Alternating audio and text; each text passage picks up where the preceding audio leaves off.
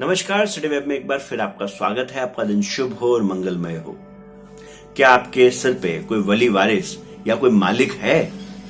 अगर आपके सिर पे कोई वली वारिस या मालिक है तो उस मालिक के होने का फायदा और नुकसान आपको हम एक कहानी के रूप में बताने वाले हैं। जी हाँ, इससे पहले अगर आपने हमारे चैनल को सब्सक्राइब नहीं किया है तो आप जरूर सब्सक्राइब कर लें और बेल आइकन का बटन दबाना बिल्कुल ना भूलें। एक बार की बात है, एक गाय बेचारी जो गांव में किसी मालिक के पास रहती थी, वो भटक के जंगल में घास को चरते हुए जंगल के कुछ ज्यादा ही अंदर को चले गई। वहीं पे एक शेर जो था वो भूखा था। वो किसी जानवर की तलाश कर रहा था जिसको वो मार के खा सके।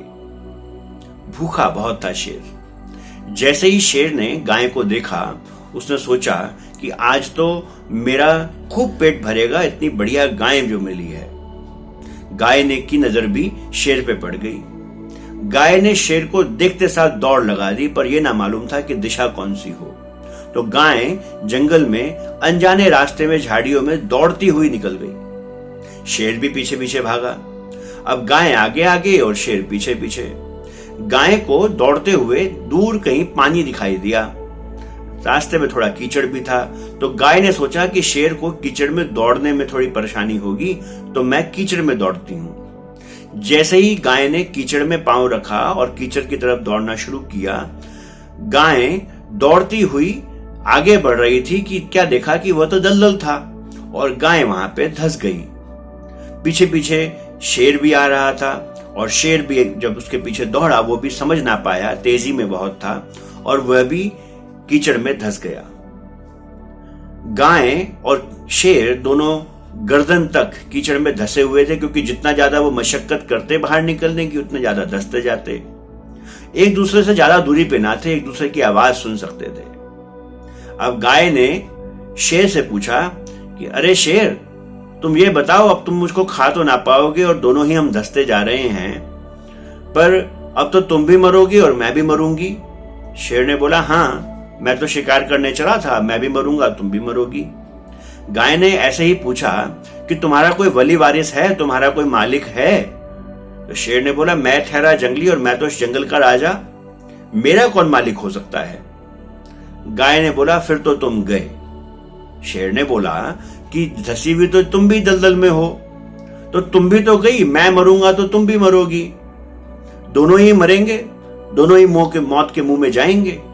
गाय ने बोला, नहीं, मेरा तो मालिक है जो मुझको बहुत प्रेम करता है और बदले में घास भी खिलाता है, प्रेम भी करता है और आजादी भी देता है, खूब सेवा करता है मेरी।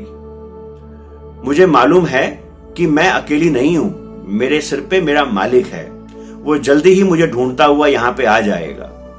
अगर उससे पहले मैं मर गई तो कम से कम मेरे शरीर की पूरे तरीके से अंत्येष्टि की जाएगी, मुझे जमीन में दफनाया जाएगा और वो बहुत दुखी होगा। और अगर वो समय पे पहुंच गया तो वो मुझे जरूर दलदल से निकाल लेगा, पर तुम्हें कौन निकालेगा? तुमसे तो सब डरते हैं, तुम्हारा तो कोई मालिक नहीं है। इतना कहने की देर थी कि गाय का मालिक वहां पे ढूंढते हुए गाय को पहुंच गया और उसने किसी तरीके से रस्सी फेंक के गाय को वहां से बचा लिया। गाय ने निकलते हुए बोला, क्योंकि तुम्हारा कोई मालिक नहीं है इसलिए तुम्हें कोई बचाएगा नहीं।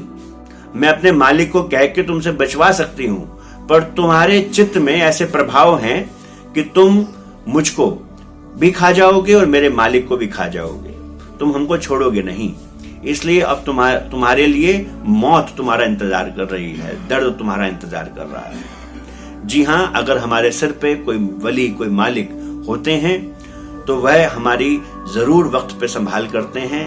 हमें चाहिए कि हमारे सिर पे कोई ना कोई मालिक का साया जरूर हो, और वह साया तो हमेशा है, पर हमें इस बात की एहसास की जरूरत है। आज के लिए इतना ही। कल मिलेंगे आपसे एक बार फिर एक नया विचार, एक नई कहानी लेके। आज के लिए नमस्कार।